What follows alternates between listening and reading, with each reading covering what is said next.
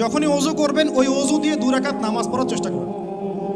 নবীজি যখন জান্নাতে মেরাজের রাতে জান্নাতে গিয়েছেন, নবীজি সাল্লাল্লাহু আলাইহি ওয়াসাল্লাম বলেছেন, আমি যখনই জান্নাত গিয়েছি, মানে আমাকে যখনই জান্নাত দেখানো হয়, তখনই আমি বেলাল তোমার পায়ের শব্দ শুনতে পারি। সুবহানাল্লাহ।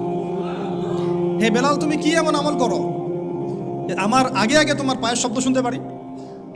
তো বেলাল রাদিয়াল্লাহু আনহু বলছেন, ইয়া রাসূলুল্লাহ, আমি তো আপনি যে আমল শিখিয়ে দিয়েছেন এগুলাই করি, এক্সট্রা তো কিছু করি না। শুধু একটা কাজ আমি করি। কি সেটা? তিনি বলছেন, আমি যখনই ওযু ছুটে যায় ওযু করি, মানে যখনই ইস্তেঞ্জা করি, ওযু ছুটে যায় ওযু করার চেষ্টা করি, ওই ওযু দিয়ে আমি 2 রাকাত তাহিয়াতুল ওযু নামাজ পড়ি। নবীজি বলছেন, হয়তো এই কারণেই তোমার এই মর্তবা দেওয়া হয়েছে। সুবহানাল্লাহ। আল্লাহ পাক আমাদেরকে আমল করার তৌফিক দান। এরপর সলাতে যাবেন, সলাতটা নবীর মতো করে। সলাত শেষ একটু কোরআন তেলাওয়াত করলেন, দিনই পড়াশোনা করলেন, কোনো স্কলারের লেকচার শুনলেন, এবার নাস্তা করতে আসলেন। নাস্তার টেবিলে আসলে তো আর সুন্নতের খেলাফ, সুন্নতের কোনো কথাই মনে থাকে না। আর আমি আপনাদের কমিউনিটির মধ্যে এসে দেখলাম সবাই খুব ভোজন রসিক, মাশাআল্লাহ। হ্যাঁ মাশাআল্লাহ, ভালো, খারাপ না, একটা এজ থাকে খাওয়ার। তবে খাওয়ার ক্ষেত্রে এই দুটো হাদিস মাথায় রাখবেন। এক, নবী সাল্লাল্লাহু আলাইহি ওয়াসাল্লাম বলেছেন, একজন মুমিন বান্দার এতটুকু খাওয়ার যথেষ্ট যা দিয়ে সে কোমর সোজা করে আল্লাহর ইবাদত করতে পারে। আর এই পুরো ওয়ার্ল্ডটাই এখন এই কয়েকটা জিনিসের উপর টিকে আছে: খাওয়া, ফ্রি সেক্সুয়াল সম্পর্ক, জুলুম, পলিটিক্যাল জুলুম। খাবে, ওপেন সেক্স করবে, মদপান করবে, হ্যাঁ, পরকালে কনসেপ্ট ভুলে এই দুনিয়ার জীবনে যা যা পাওয়া যায়, মদ, ক্যাসিনো, জুয়া, খাওয়া, নারী, আর মুসলিমদেরকে মারোয়ার কাটো। আর শয়তানি একটা শাসন শুরু হয়েছে।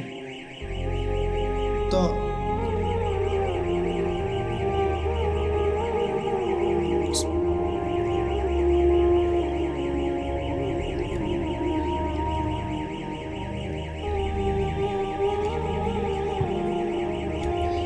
সবাই পড়ি আউযু বিল্লাহি মিনাশ শাইতানির রাজিম। তো যেটা বলছিলাম যে খাওয়ার ক্ষেত্রে কয়টা হাদিস মনে রাখবেন ভাই? এক, একজন মুমিন বান্দার খাওয়া দাওয়ার জন্য এতটুকু যথেষ্ট যতটুকু দিয়ে সে কোমর সোজা করে আল্লাহর ইবাদত করতে পারে। এক, এরপরেও যদি তাকে খেতে হয়, কয় ভাগ? 3 ভাগ। নবীজি বলছেন, মুমিনরা পেটের 1 ভাগ খাবে, 1 ভাগ পানি খাবে, পানি দ্বারা পূর্ণ করবে, আর 1 ভাগ খালি রাখবে শ্বাস প্রশ্বাস চলাচলের জন্য। এই খাবার সুন্নত, খাওয়ার টেবিলেই তো আমরা হেরে যাচ্ছি। আমরা তো খাবার টেবিলেই হেরে যাচ্ছি। আমরা যুদ্ধের মাঠে জিতবো কিভাবে? এক সাহাবী খেজুর খাচ্ছিলেন বদরের যুদ্ধের সময়, এটা আপনার রাহিকুল মাকতুম গ্রন্থে পাবেন। খেজুর খাচ্ছেন, সৈন্য বিন্যাস করা হচ্ছে, নবীজি ভাষণ দিচ্ছেন, ওয়াসারিউ ইলা মাগফিরাতিন মির রাব্বিকুম ওয়া জান্নাহ, ওয়াসারিউ ইলা মাগফিরাতিন মির রাব্বিকুম ওয়া জান্নাহ আরদুহা কাআরদিস সামাই ওয়াল আরদ উইদ্দাত লিল মুত্তাকিন। এরকম আয়াতগুলো পড়ছেন। ওই সাহাবী শুনে হাতের খেজুরগুলো ছুঁড়ে ফেলে দিলেন, দিয়ে ছুটলেন সামনে। একজন সাহাবী তার আগে বলেছিলেন যে খাবার শেষ করো। তিনি বলছিলেন যে এগুলো খেতে অনেক সময় লেগে যাবে। বীর বিক্রমে যুদ্ধ করেছে এই সাহাবী, শহীদ হয়ে গেছে। তো খাবার ভোগবিলাসটাকে তারা কিভাবে দেখতেন আর কি একটু দেখালাম, কিভাবে তারা এটাকে মানে জাস্টিফাই করতেন। এখন উমর রাদিয়াল্লাহু আনহু একটা কথা মনে পড়ে গেল। উমর রাদিয়াল্লাহু আনহুর সময় একটা দুর্ভিক্ষ হয়েছিল, কিন্তু তো ওই সময় জনগণ খাবার সংকটে ভুগছে বলে খলিফাতুল মুসলিমিন উমর রাদিয়াল্লাহু আনহু দীর্ঘদিন শুধুমাত্র রুটি আর জাইতুনের তেল খেয়েছিলেন। শুধুমাত্র রুটি আর জাইতুনের তেল। শাসক কাকে বলে? মুসলিম শাসক। হ্যাঁ, আমাদের সমাজও আছে মাশাআল্লাহ। দুর্ভিক্ষ যখন হয় তখন তারা সিঙ্গাপুর এই সেই ঘুরে বেড়ায় মাশাআল্লাহ। হ্যাঁ, টোটালি উল্টা। মানে জনগণের ঘরে খাবার থাক না থাকে, আমার ঘর ফিল আপ থাকলে হইল।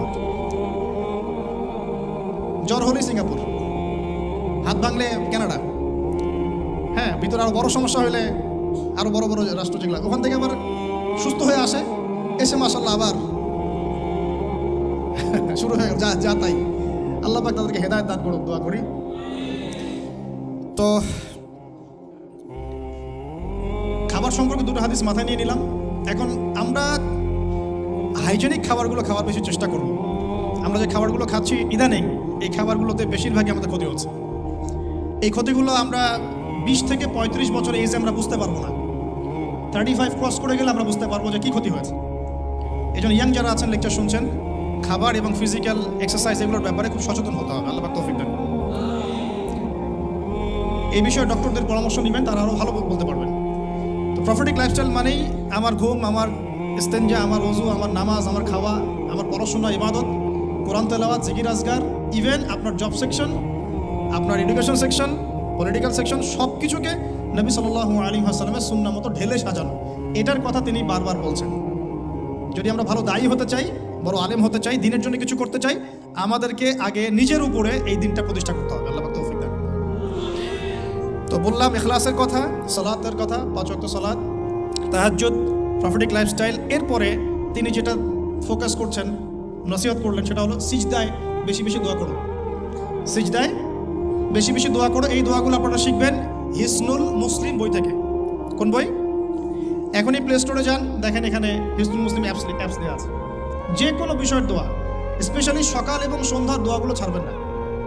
সিজদায় গিয়ে নিজের জন্য দোয়া করবেন, বাবা মার জন্য দোয়া করবেন, আত্মীয় স্বজনের জন্য দোয়া করবেন, উম্মার জন্য দোয়া করবেন, আমাদের মা বোনদের জন্য দোয়া করবেন, সন্তানদের জন্য দোয়া করবেন, আলেম ওলামাদের জন্য দোয়া করবেন, মুসলিম নেতাদের জন্য দোয়া করবেন, সবার জন্য, মজলুম ভাই বোন সবার জন্য দোয়া করবেন। পারা যাবে তো ইনশাল্লাহ। এবং আরবি দিয়ে দোয়া করলে বেশি ভালো, এই কারণে যে আল্লাহ পাক এই ভাষায় কোরআন নাজিল করেছেন। আর আরবি একটা আয়াতকে যত ভাষাতেই অনুবাদ করা হোক না কেন, সেটা আরবির মতো বালাগাত কখনো দেয় না। ওই আবেগ, ওই অনুভূতি, ওই বালাগাত অন্য ভাষা অনুবাদ করলে আসবে না। এই জন্য অ্যারাবিকটা শেখার চেষ্টা করি আমরা সবাই। আল্লাহ তৌফিক দান করুন। আরবি শেখার চেষ্টা করতে হবে, অ্যাটলিস্ট এতটুকু আরবি যতটুকু শিখলে আমি কোরআনের অর্থটুকু বুঝতে পারি।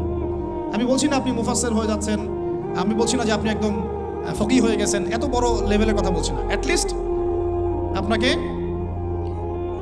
কোরআন যেন আমি পড়ে বুঝতে পারি, এই পর্যন্ত ইনশাআল্লাহ তাআলা আমাকে পড়তে হবে। কোরআন যেন বুঝতে পারি, এই পর্যন্ত আমাকে আরবিটা শিখতে হবে। আল্লাহ পাক তৌফিক দান। আমি একটা ওয়েবসাইটের নাম বলে দিই। এই ওয়েবসাইট সম্পর্কে স্যারের সাথে কালকে কথা হয়েছে। এটা piece TV Bangla, piece TV Urdu যখন ছিল, পিস টিভি উর্দু সম্ভবত এখনও আছে। ওখানে একটা কোর্স চালু ছিল www.understandquranacademy.com, understandquranacademy.com। এখানে ডক্টর আব্দুল আজিজ আব্দুর রহিম নামে একজন ওস্তাদ আছে। তার কোরআন শিক্ষার অনেক ছোট ছোট সুন্দর সুন্দর কোর্স আছে। তেলাওয়াতের 50% অনুবাদের, 70% অনুবাদের, 100% অনুবাদের। এই কোর্সগুলো ফাঁকে ফাঁকে করতে থাকেন। আমরা কাজের ফাঁকে ফাঁকে আধা ঘন্টা 1 ঘন্টায় কোর্সগুলো করতে থাকেন। ইনশাআল্লাহ এখানে একটা অ্যানাউন্সমেন্ট আমিও দিয়ে দিচ্ছি যে মালয়েশিয়া সফরের এই বরকতময় সময়ে আমি এই অ্যানাউন্সমেন্টটাও দিতে খুব আনন্দ ফিল করছি যে ইনশাআল্লাহ আমরা অনলাইনে একটা অনলাইন মাদ্রাসা খুলবো ইনশাআল্লাহ। ইসলামিক অনলাইন মাদ্রাসার মতো একটা অনলাইন মাদ্রাসা খুলব। নাম ফিক্স করেছি আমরা এভাবে, তহা জিন্নুরাইন ইসলামিক অনলাইন মাদ্রাসা। এখানে আমরা জেনারেল শিক্ষিত ভাই বোনদের জন্য কোর্সের পর কোর্স লঞ্চ করবো ইনশাআল্লাহ তাআলা। প্রথমে কোরআন শিক্ষার কোর্স, আরবি ভাষা শিক্ষার কোর্স, আরবি ব্যাকরণ শিক্ষার কোর্স, কোরআনের অনুবাদ শিক্ষার কোর্স, হাদিস 100 হাদিস শিখুন, ইসলামের ইতিহাসের উপর কোর্স, ইসলামিক ইকোনমিক্সের উপর কোর্স। এভাবে গ্র্যাজুয়ালি আস্তে আস্তে আস্তে আস্তে লেভেল 1, 2, 3, 4 করতে করতে আমরা 6টা লেভেল পর্যন্ত চিন্তা করেছি। 6 লেভেল পর্যন্ত যাওয়ার পরে ইনশাল্লাহ আপনি একজন দায়ী, একজন মধ্যম মানের আলেম, মানে আমি তো বলছি বড় আলেম আমি আপনাকে বানাতে পারবো, মধ্যম মানের আলেম, দায়ী, দিনের বুঝওয়ালা মানুষ, এই লেভেল পর্যন্ত আপনার জ্ঞান পৌঁছে যাবে ইনশাআল্লাহ। আর এখানে শুধু আমি নিজেই ইনভলভ তা নয়, আমি শুধু ক্লাস নিব এমন নয়, মহিলাদের জন্য মহিলা টিচার থাকবেন। আমি ছাড়া আরও অনেক বরেণ্য ওলামায়ে কেরাম এখানে ক্লাস নেবেন ইনশাআল্লাহ। আল্লাহ পাক আপনাদের সবাইকে সেই কোর্সগুলো এনরোল করার তৌফিক দান করুন, আমিন। তো এই জিনিসগুলো শেখা উচিত। দোয়াগুলো বেশি বেশি সিজদায় করবেন। সিজদায় যদি আপনি আরবিতে দোয়া করতে না জানেন, সেক্ষেত্রে নফল সালাতে আপনি বাংলায় দোয়া করতে পারবেন ইনশাআল্লাহ। এটা নিয়ে অনেকের মধ্যে একটা কনফিউশন আছে, আজকে কনফিউশন ক্লিয়ার করলাম। ফরজ নামাজে বাংলা ভাষা ইউজ করবেন না। নফল সালাতে আপনি সিজদায় যদি আরবি না জানেন, বাংলাতে মনের ভাষায় দোয়া করতে পারেন ইনশাআল্লাহ, কোনো সমস্যা। আল্লাহ কবুল করার মালিক। কবুলের মালিক কে? আল্লাহ পাক সব ভাষার মালিক। ভাষা সব সৃষ্টি করেছেন কে? আল্লাহ। আচ্ছা, একটু গুটিয়ে নিতে হবে আমাকে, বিকজ আমার ফ্লাইট আছে আজকে। তো আমি আরও যে পয়েন্টসগুলো নিয়েছি তার মধ্যে কয়টা বলেছি? 5টা। 6 নম্বর পয়েন্ট হচ্ছে মুজাহাদা। তিনি বলেছেন এই আয়াত থেকে, ওয়াল্লাযীনা জাহাদু ফীনা লানাহদিয়ান্নাহুম সুবুলানা। সূরা আনকাবুতের শেষের দিকে আছে, আল্লাহ পাক বলেছেন যারা আমার পথে প্রচেষ্টা চালায়, যারা আমার দ্বীনের পথে চেষ্টা করে, প্রচেষ্টা চালায়, আমি আল্লাহ তাদেরকে হেদায়েত দান করি। আমি আল্লাহ তাদেরকে পথ দেখাই। একটু পরিবেশ বজায় রাখেন প্লিজ। ওয়াল্লাযীনা জাহাদু ফীনা লানাহদিয়ান্নাহুম সুবুলানা। যারা আমার জন্য, আমার দিনের জন্য, আমার পথে প্রচেষ্টা চালাবে, স্ট্রাইভ করবে, আমি আল্লাহ তাদেরকে পথ দেখাবো ইনশাআল্লাহ। আমি জিজ্ঞাসা করেছিলাম যে কিভাবে আপনার মতো হতে পারি, তো তিনি বললেন এক কথার এক ফাঁকে যে মুজাহাদা, খুব বেশি প্রচেষ্টা। এই বয়সেও বলছেন খুব বেশি প্রচেষ্টা।